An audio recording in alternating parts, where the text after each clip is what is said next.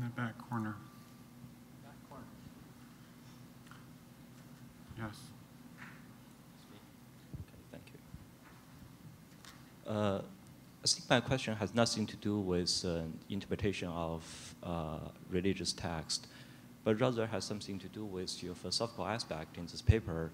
I'm thinking about I'm sorry, I'm not able to understand. Can you hold the microphone a little closer? Yeah, my question has something to do with your philosophical aspect in this paper. My what aspect? I'm sorry. Philosophical. Philosophical, thank you. Yeah, because I'm thinking about the concept of love, which also plays a crucial role in the question and also in your conclusion.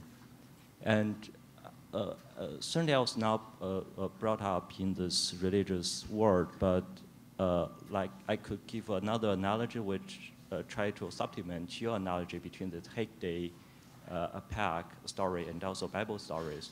Like in Eastern Asia, there's also this rod beating system. We try to subordinate the children's free will to parents. I'm sorry, say the name of the system again. It's a rod beating system. This beating the children to ask them to subordinate.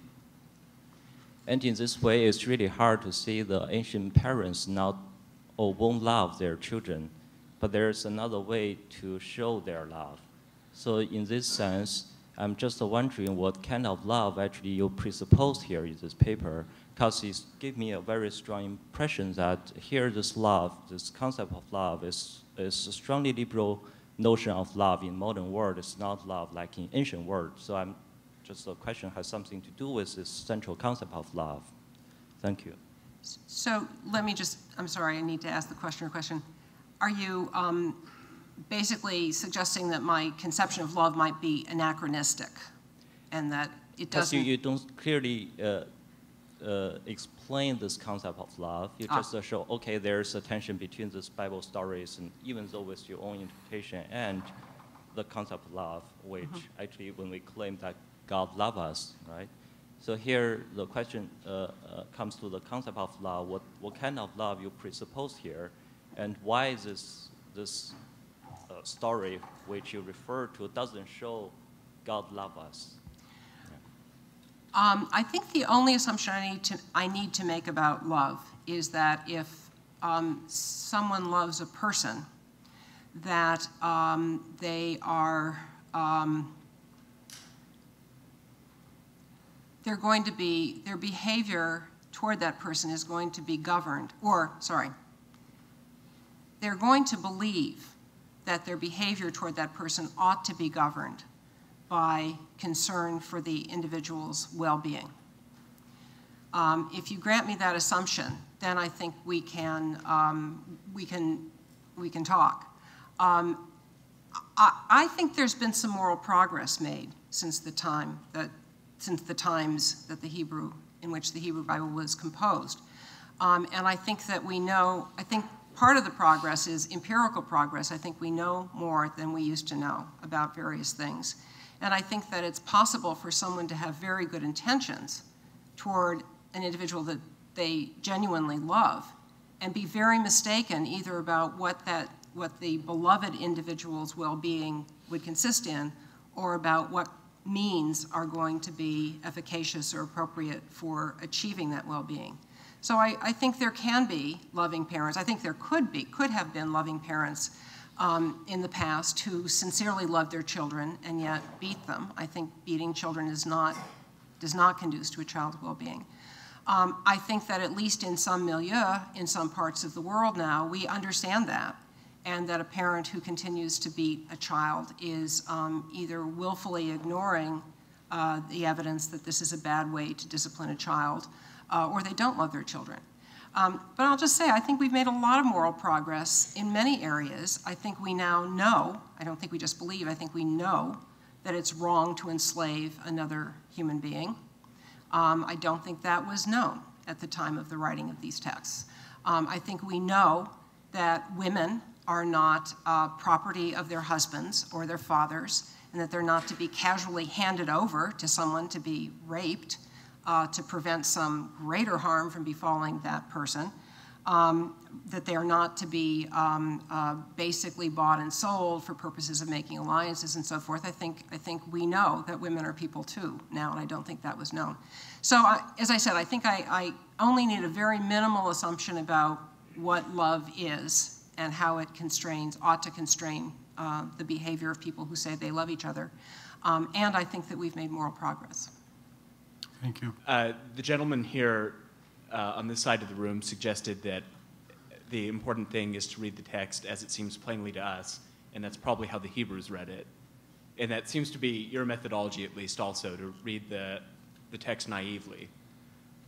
Supposing we don't want to do that, we do have this creation myth from Babylon, and historical critical scholars believe that the text was achieved its final form during the Babylonian exile or shortly after. In this text, the Enuma Elish, which you may be familiar with, portrays a very violent creation in which the gods compete with each other both in violence and through sexuality to bring the world into existence. The interesting thing is it follows the same order of creation. And so that leads us to think that it might be the source text to Genesis chapter 1. Things are created in the same order. Which order? The first, the Genesis? Yeah, meaning, no, we start with light, we then, night and day, the skies are separated from the sea. So the chapter 1 order. Chapter 1 order, that's right.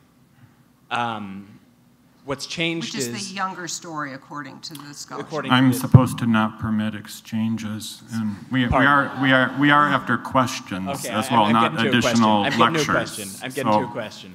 You have 30 seconds. What's changed is we have one God who creates the world through speech and ends by creating human beings not as slaves to sacrifice to him, but in his own image, and gives them the Sabbath for rest. That seems to me to set up a hermeneutic that God is rational and loving in chapter 1 of Genesis.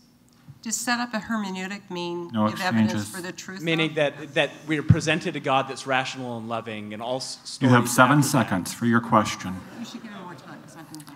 And all stories after that should follow that understanding of God. Would you be open to that, and do you think we could redeem the text if we assume Genesis 1 to mean that God is rational and loving? Look, I just don't know what the rules are. When I read Hamlet, I knew what the rules were. There's a story, and you're going to try to make some sense of it, and you're going to try to find meaning in it, you're going to try to find some value in it. Nobody, to my knowledge, has ever suggested that if we really understood the text properly, we would see that Hamlet is a bold man of action. If the text doesn't constrain the reading to that extent, I don't know what the exercise is. As I said, I'm completely confident that ingenious, intelligent, knowledgeable people can find a way to force this text into the mold that they have some other reason for thinking it has to fit. But I think it would be an interesting exercise, for somebody to say, you know what, I think the Greeks were correct. I think their theology was right. And it looks like Zeus is an asshole, but, if you read the text right, really, he's not. I bet it could be done. So I just don't know what the rules are. Steve, I have a question. I have a question, too. Thank you. Go ahead. Do. Okay, so I have a question. Here's a question. If this is the way it is, that the text has a plain meaning, and on the plain meaning, God is a sadistic, unloving, cruel person, here's a question. Why would the Jewish tradition have loved this text and commented on it and kept it in existence and taken it as its sacred text for all these centuries? Why wouldn't the Jewish tradition, if this is so plain, so evident, and you can't get around it, why wouldn't the Jewish tradition have said, whatever our revelation is, that's not it? Well, I don't know. I think you were the person who said that we can only speculate about what the ancient Hebrews thought. But it is kind of a mystery. If there's a plain reading of the text, and it makes God so horrible, why would this entire people, this entire religion, for so many centuries, why would it have loved and validated this if that's the plain meaning that anybody can see and you have to be very bizarrely ingenious to get around it? Doesn't that seem odd? No, actually, first of all, I'm not committed to the position that my interpretation is the correct interpretation. I think it's a really big issue. I'm not sure how interesting it is in the end, but it's a really big issue what constitutes the correct interpretation of anything? I mean, I'm inclined to think that works of art, and I think of the Bible as certainly at least a work of art. I think I'm inclined to the view, I don't do aesthetics, but here's something that seems like an attractive view to me. It's very rich, it's very evocative, it has lots of meaning. If you find out more about it, you get lots of different layers. And like many works of art, it's going to speak differently to different people at different times. And, you know, enjoy, that's fine. As for why this should become the central text of a people, well, I mean, I don't know. I read this book by James Kugel reading How to Read the Bible, and he had some speculations about this that he seemed to support with, I don't know, scholarship and stuff. You know, you're a people that is constantly, well, first of all, it's not clear, according to him, when the Jewish people became the Jewish people. It looks like there was some historically, it looks like there was some amalgamation of myths brought from hither, thither, and yon. It looks like maybe Yahweh originated in Midian, not in Canaan. I don't know, but here's a theme. There's this really powerful God, maybe the most powerful God. No, maybe the only God, and He chose us. I mean, you know, that's a pretty powerful thing to believe, that the creator of the universe picked you. That's very appealing. And of course, the fact that, I mean, I don't know if this is true, but the fact that He's the only God there is means that you cannot explain your misfortunes in terms of wars between the gods, the way, you know, it was perfectly natural for the Greeks to think of it. It must be something else. Well, it must have been that you were bad. And of course, we're always bad, I absolutely agree with Eleanor about that. We're always doing something wrong, so there's bound to be something. So, I mean, look, that sounded like a caricature, and I didn't mean it to be, but I obviously couldn't respond in any detail, first because I don't have any time, and second because I don't have the necessary expertise. But I don't think it's mysterious that a people would cleave to this text. Thank you.